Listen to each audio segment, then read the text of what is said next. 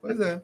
Que esquerda é essa, cara? Vamos para o trecho final aqui do João Santana, depois a gente vai para as últimas considerações, né? Mas nós já tivemos muito bons pontos aqui hoje, né?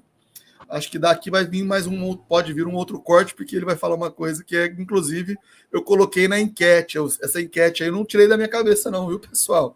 Não sou eu que estou inventando essas chapas aí, não. Vai aparecer aqui agora, através do João Santana, e depois a gente fala o que a gente pensa sobre isso.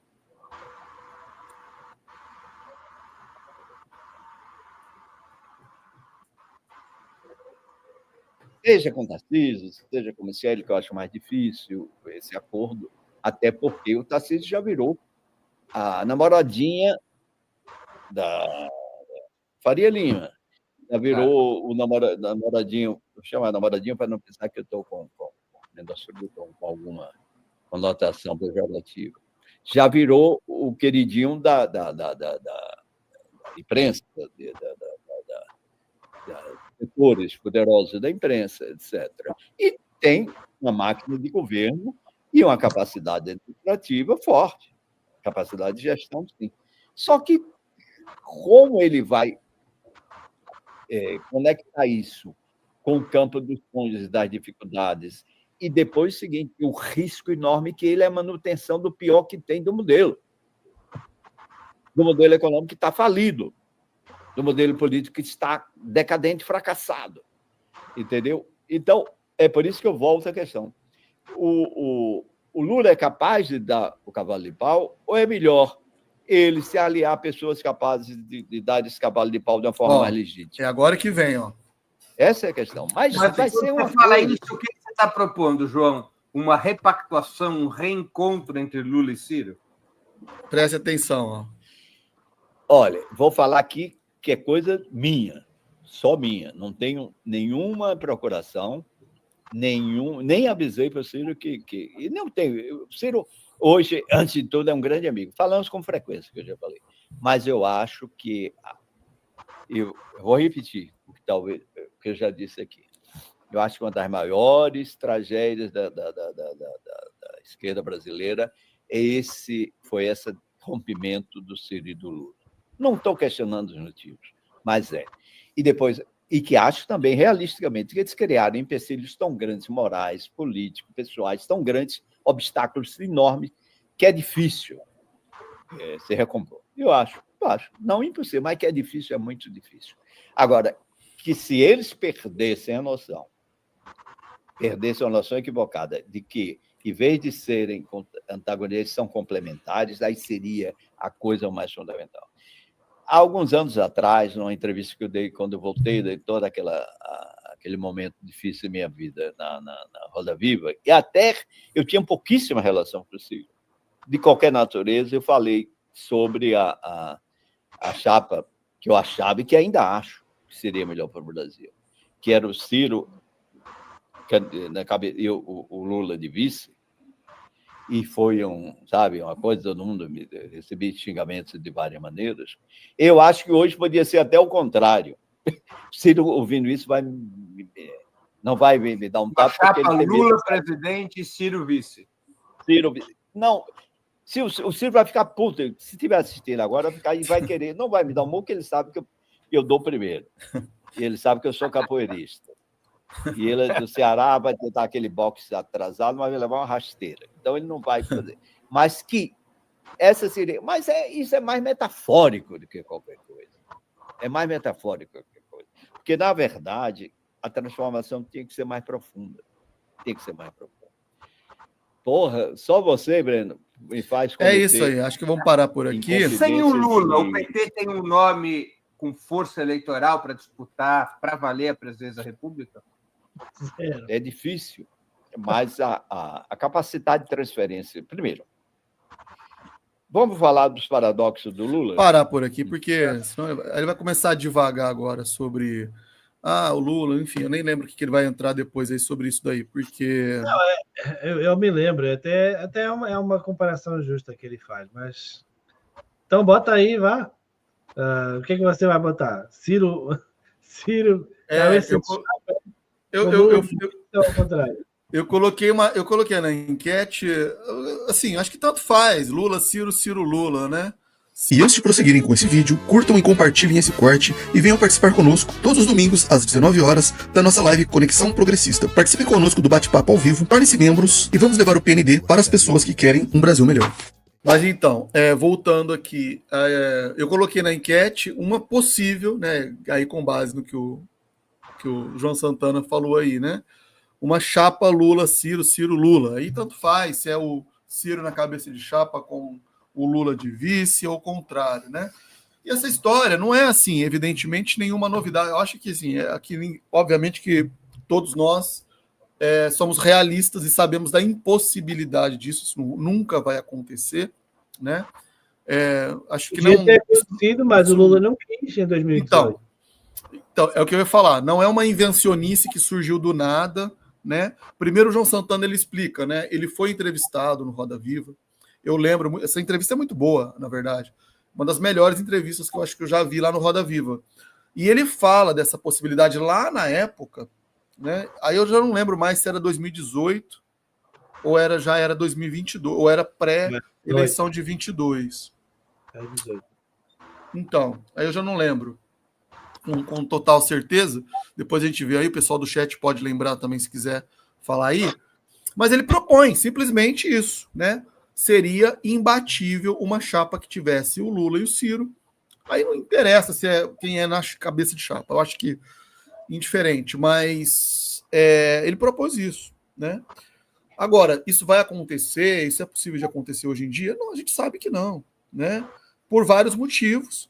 E, claro, nenhum dos dois eu acho que tem interesse. Já não existe essa compatibilidade mais, né? Não existe essa possibilidade, né?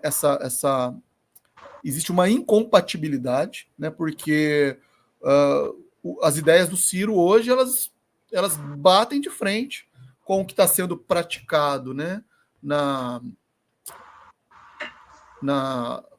Vou ter que banir esse cara aqui porque tá difícil realmente, tá até tirando a concentração aqui. Acho que saiu fora agora. Então, assim, existe uma incompatibilidade no que o projeto do Ciro, se ele for eleito, ele vai colocar em prática, e nas forças que estão ali, né, por detrás, mantendo o Lula, porque o Lula está ali, né, ele é sustentado por forças, digamos, da elite, hoje em dia financeira, né? Não é ele sozinho que está ali, então ele defende mesmo os interesses. O Lula, quando foi perguntado sobre a taxação de grandes fortunas, ele disse que não, né, que isso aí não tem cabimento, isso não é cabível num país como o nosso, né? Então, enfim, né? Ele tá no jatinho dele. E depois como é que eu vou de jato aí? Pois é. Então você vê que eu acho que não existe essa possibilidade mesmo mais, nem... Lula... Agora, que, como diz o João Santana, metaforicamente, simbolicamente, que isso seria uma chapa que venceria em primeiro turno, eu tenho certeza disso, porque o Lula, ele traria todo o eleitorado da esquerda, ele ainda traria essa força política, eleitoral, né, no sentido eleitoral, de ser eleito, de fazer uma campanha, uma máquina eleitoral, ele traria tudo isso, né, colocaria à disposição do Ciro Gomes, no caso, e o Ciro, claro, viriam com as ideias, com os projetos, eleição garantida, isso é fato. Jusemar, para isso, se era para isso, então o Ciro falaria o que o sistema quer, o que os bancos querem. Bastava ele falar isso, além do Lula. Bastava ele, como o Ciro próprio diz, se fosse para ser presidente, eu já seria. Bastava eu abdicar dos meus princípios. Agora, para que a gente quer um presidente assim? Exatamente. Quer falar? Você quer falar o que você pensa aí? Porque depois eu tenho uma outra questão para falar. Vai, Davi. Cara, eu tenho minhas dúvidas na questão do Lula, porque hoje a rejeição é muito alta, então não sei se ele teria essa capacidade de transferência de voto, no caso, entendeu? Mas aí também acho que queimaria um pouco o Ciro, porque hoje a militância do Ciro, o PT é baixo de frente, e eu vejo um movimento, vai parecer estranho que eu vou falar, vai parecer muito estranho que eu vou falar, mas eu estou vendo um movimento de muitos canais que eram bolsonaristas, replicando muita coisa do Ciro, muita coisa do Ciro. Então, eu acho que mais queimaria, falando eleitoralmente, mesmo forma pragmática, acho que mais queimaria do que ajudaria em si o Lula, o Ciro, no caso, e também o Lula não aceitaria. Então, essa questão de queimar, eu acho que isso é irrelevante, porque se for eleito, tá lá, entendeu? Foi eleito, tá lá, foi eleito. Então, queimar uma questão de campanha mesmo, entendeu? Então, porque mas... eu estou cansado do PT. Eu acho que o PT não se reelege na próxima eleição. Posso estar errado, porque eu não sou analista. Mas aí que tá, não se elege... Não se elege mais, eu acho. Não se elege porque todo mundo já desgastou de fato o Lula. Mas aí é que tá. Se o Ciro tá colado ali, entendeu? E, sobretudo, se ele vier como se ele fosse, né, como cabeça de chapa, ele dominaria isso daí. Então, eu acho que, enfim, ele levaria os votos. Assim, pessoal, para deixar bem claro, não estou dizendo que eu estou defendendo isso, nem concordo com isso, não. Eu só estou tentando enxergar a lógica, né? Eu só estou tentando enxergar a lógica que viria a partir daí. Agora, o que o João Santana está dizendo aí também, ao meu entender, seria algo que talvez até funcionaria, como eu disse, até 22. Agora que o Lula já foi eleito, que ele já, aí sim, agora, evidentemente, ninguém duvida disso, já sofreu e está sofrendo todo o desgaste do atual governo, isso daí realmente não há nem necessidade, né? Porque o que nós estamos defendendo aqui, isso já desde que nós voltamos aqui com as nossas lives, né? E já estamos de olho em 2026, são outros fatores, outras circunstâncias que estão se desenhando no nosso horizonte. Primeira delas, eu sempre vou repetir aqui, Bolsonaro está fora. O Bolsonaro, como candidato, ele pode ser alguém que vai transferir votos para outras pessoas, mas ele, como candidato, não existe mais. Está inelegível, será condenado, será preso. Não tenham dúvida disso, tá? Então, esse é o primeiro fator.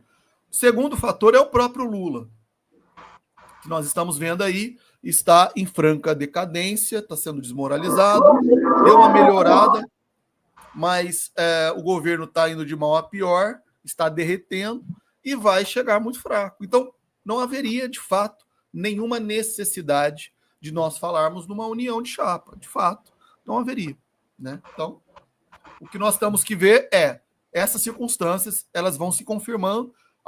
Ao se confirmarem, né, o Ciro mantendo-se forte com o seu nome presente nas pesquisas e pontuando bem e trazendo bons resultados, ele pode depois voltar a ser candidato. E aí sim é um nome que aparece forte, o principal nome que aparece forte num cenário sem Lula e sem Bolsonaro. Agora, eu vejo uma lógica, sim, no que o João Santana fala, né? Precisaria haver uma reunificação da esquerda, né? Quem é petista, quem acredita ainda nos valores, né? Na redução das desigualdades sociais, na retomada do crescimento, nos interesses aí, né, sociais, quem acredita ainda nisso, quem vê o mundo, né? Quem vê tem um ideal de vida, ou tem os seus princípios e seus valores a partir desse ponto de vista, dessa perspectiva, tem que enxergar no Ciro uma opção, claro que sim, né? Embora, como o Davi disse também, né, existam aqueles que estão mais para o campo da direita e que também, de uma certa maneira, se identificam com algumas questões, né, algumas defesas, alguns princípios que são defendidos pelo Ciro. Eu fico só imaginando a conferência de imprensa, né, da apresentação da candidatura do Lula e do Ciro, em que os primeiros 30 minutos eram passados pelo Lula pedindo desculpa. Eu peço desculpa por isso, por aquilo. Nossa, seria ridículo, né? 30 minutos de desculpa. Depois disso, então vamos lá apresentar a candidatura. Só assim. E o contrário também, né? Imagina. Nossa, putz. Ciro também. Eu também queria pedir desculpa por ter chamado você como grande corruptor e tal. Não tem condição, não tem condição. É tipo o álcool e o coisa totalmente desconecta. Pois então, esse tipo de. Está em outro patamar político, mas seria um negócio estranho. Esse oportunismo, né? Essa cara de pau, essa coisa assim, essa coisa falsa, né? Que todo político tem, de uma hora tá brigado com um, e depois tá abraçado com outro. Isso aí também o brasileiro já tá cansado, né? Isso aí não dá mais. Então, enfim, é melhor a gente acreditar na autenticidade, né? Como já foi dito também, não é só ganhar a eleição, não é ganhar a eleição, é realmente ganhar o imaginário das pessoas, né? Ganhar as pessoas pela esperança mesmo de ver um país realmente se desenvolver com base em projeto. É isso, né? Com base no plano e fazer desse país um país melhor, mas não com base nesses conchavos, nessas promessas vazias que não nos levam a nada, né?